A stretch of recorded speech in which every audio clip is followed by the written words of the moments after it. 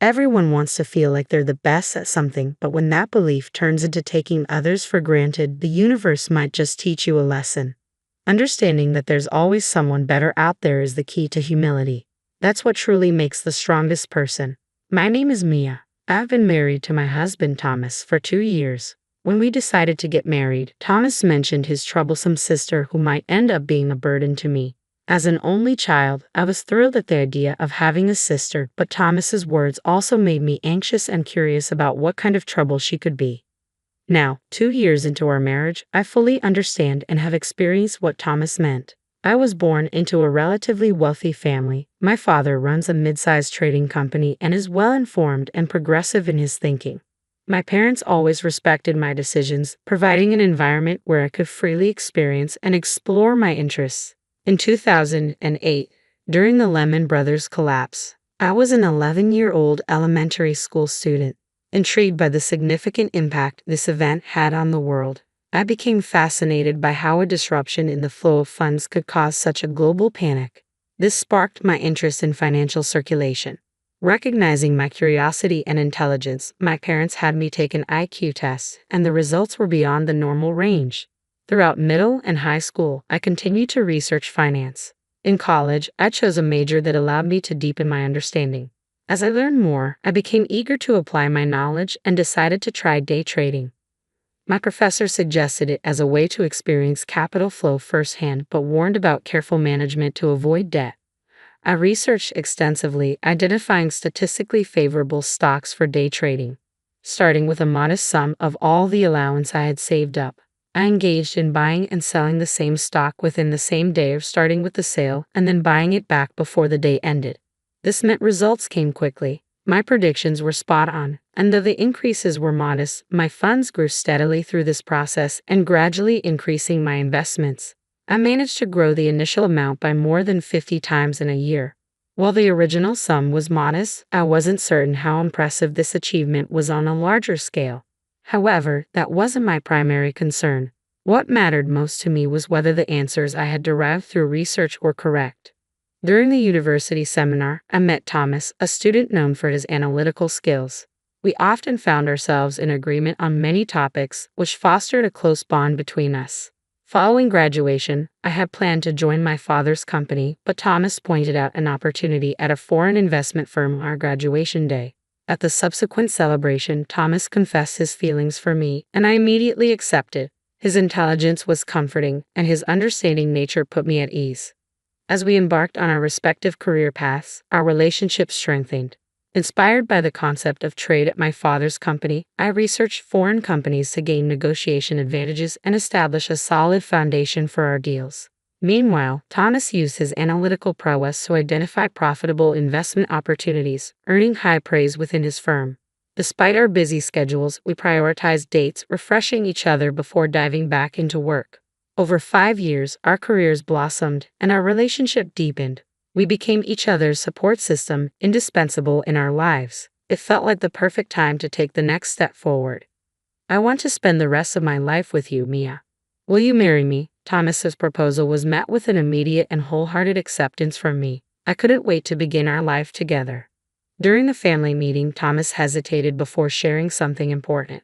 There's something about my sister Alice that you should know, he started cautiously. She's a bit difficult and might cause you some discomfort or inconvenience. Alice, Thomas's younger sister by 2 years, was known to be challenging. From a young age, she had been exceptionally bright, even more so than Thomas, who himself was considered a prodigy. This dynamic made them a notably remarkable pair in their neighborhood. As Alice grew older, her intelligence sometimes translated into a sense of superiority, viewing others as foolish and often looking down even on Thomas. This competitive spirit led her to enroll in a different but equally prestigious university, always boasting that hers was superior to Thomas's choice. In her career, she joined a rival investment and consulting firm, claiming mastery in investment strategies. However, Alice's attitude of superiority left her without close friends and seemingly without a significant other, harboring insecurities behind a brave facade. She believed no man was good enough for her, always striving to prove herself stronger than anyone else. Thomas worried that our engagement might bruise Alice's pride further, knowing her constant need to compete with him. He feared how she might react and was concerned about her attempt to assert dominance. I tried to reassure Thomas with a light-hearted "it's okay," but his worries seemed unending, leaving me even more curious about his intense sister. I finally met the infamous Alice at a family meeting. Her sharp, intelligent beauty was unmistakable, though she exuded a cold demeanor. I wasn't sure if that was just her nature or my own preconceived notions. Thomas's parents were kind and humorous, which put me at ease about getting along with them. Apart from the initial greeting, Alice remained silent, simply eating her meal while watching me, as if assessing me. After the meeting, as everyone was leaving, Alice pulled me aside. "I wondered what kind of person you would be, but you're nothing special, are you?" she remarked coolly. "Just a girl who got a job at her parents' company and is probably slacking off." Stunned, I didn't know how to respond. She continued, "I move large amounts of money and make significant profits. I'm on a completely different level than you. Thomas, settling for someone like you is disappointing. Today's lesson is realizing how much you don't measure up to my standard." With that, Alice left the room, leaving me standing there. When Thomas returned and noticed I hadn't left with Alice, he looked concerned and asked if something had happened. I brushed it off with a laugh, saying it was just a minor jab. He apologized for Alice's rudeness, but I assured him it didn't bother me, though I wondered what would happen the next time we met. Strangely, I found myself looking forward to the wedding. "That'll be interesting," I remarked to Thomas, surprising him. Our wedding was a grand affair, attended by family, friends, and colleagues from both sides.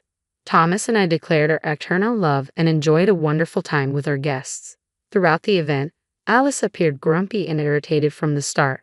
I had heard from Thomas that Alice had neither friends nor a romantic partner, so I could somewhat understand her feelings, which I found slightly amusing. During a break for a wardrobe change, as I waited for the staff to assist me with my wardrobe change, Alice entered without warning. "This happiness of yours is only for today," she remarked coldly. "A plain woman like you won't get the spotlight. After this, you're just going to leech off Thomas' earnings, aren't you? I can't understand how anyone could be satisfied with that. On the other hand, I've climbed up on my own. I'm on a completely different level. I'll find someone even better than Thomas and have an even grander wedding." With that rapid-fire monologue, a self-satisfied Alice left without giving me a chance to respond.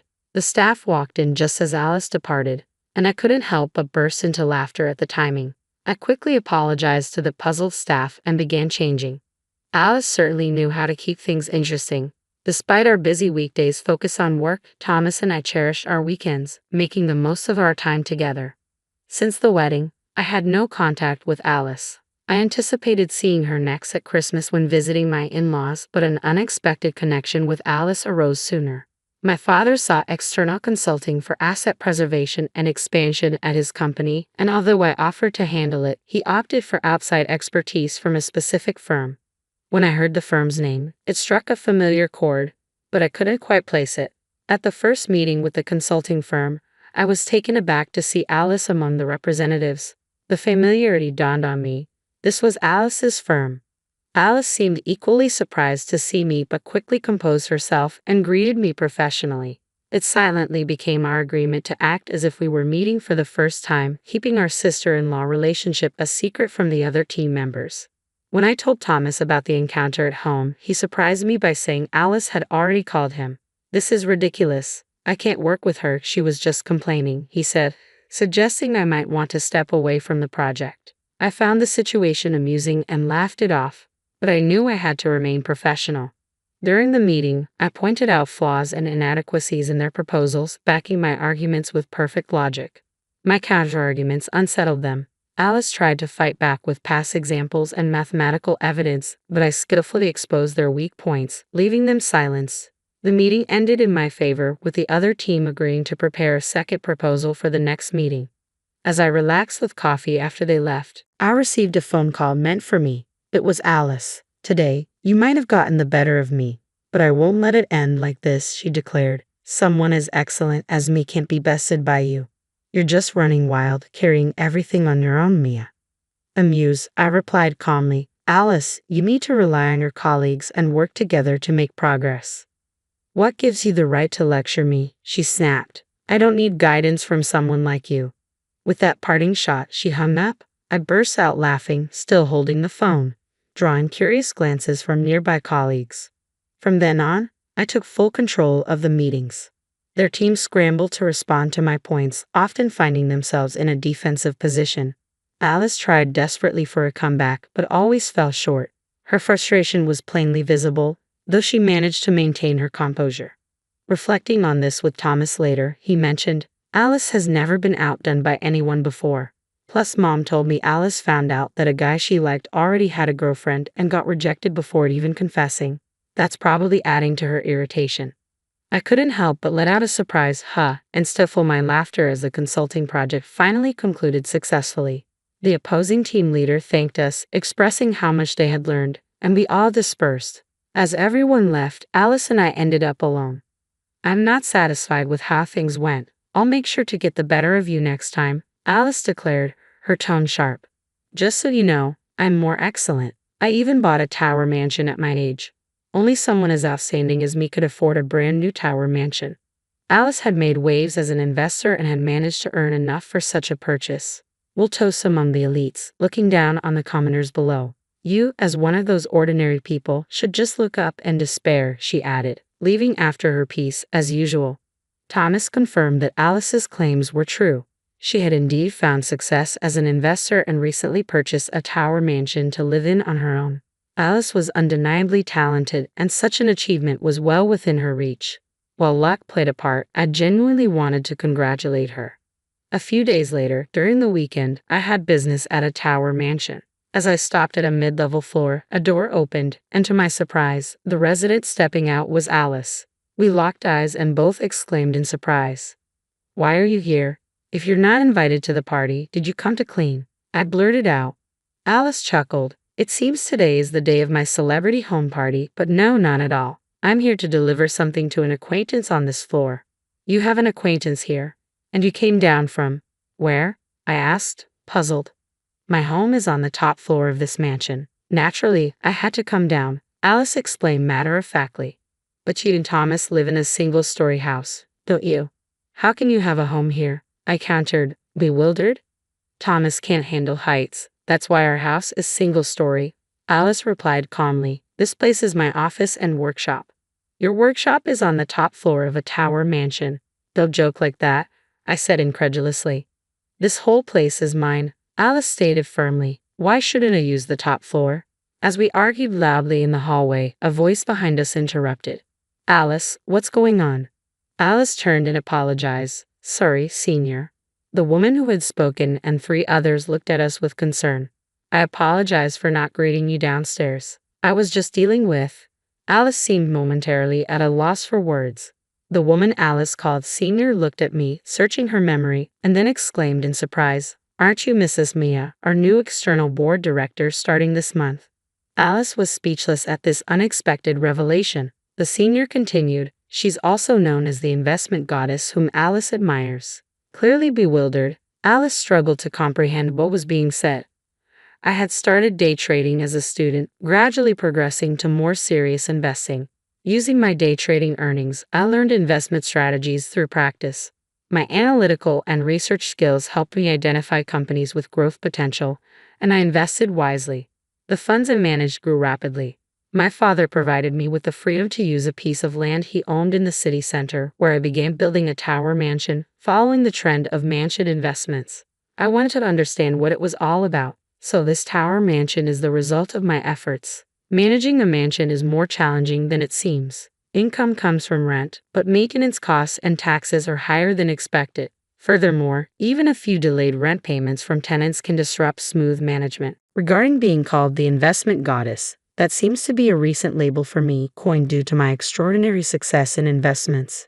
Hearing that Alice admired me was a surprise. Alice was too stunned to keep up with the unfolding situation. "That's why my room is on the top floor here," I explained. "I own a significant share of your company, which made me a board director." Alice was overwhelmed by this unexpected turn of events. Moreover, Alice, while extremely talented, has a poor reputation regarding teamwork and attitude towards colleagues. If she can improve, she can continue in her current role. Alice was already reeling from this harsh reality, kneeling and collapsing on the floor. Later, Thomas told me that Alice, once a fierce wolf, had become a small dog. It seemed she finally understood that there's always someone above her. I had never really paid much attention to Alice's antics, knowing we were on different levels. But looking back, I do feel a bit guilty for finding it all so amusing. Reflecting on my previous attitude, I realize I still have a lot to learn. Alice, having stepped back from the limelight, now faces reduced income and a string of losses in investments. Her ability to pay rent for the Tower Mansion apartment is increasingly compromised. I'm considering issuing an eviction notice if the rent arrears continue for another 2 months. People's abilities vary, and even similar skills can differ in levels. Alice has become a lesson for me to never underestimate anyone and to treat others with respect. Thomas apologized for not being more involved in these events, but it's not his responsibility at all. His concern shows his good nature, and I love him all the more for it. My current hope is to start a family with Thomas soon. I can't wait to enjoy life as a family of 3. If Alice changes her mindset and broadens her perspective, she'll surely find friends and a partner soon. One night, I had a dream of a family of 3, but by the end of next year, we'd be a family of 5 with triplets. I woke up sweating but couldn't help laughing at the prospect.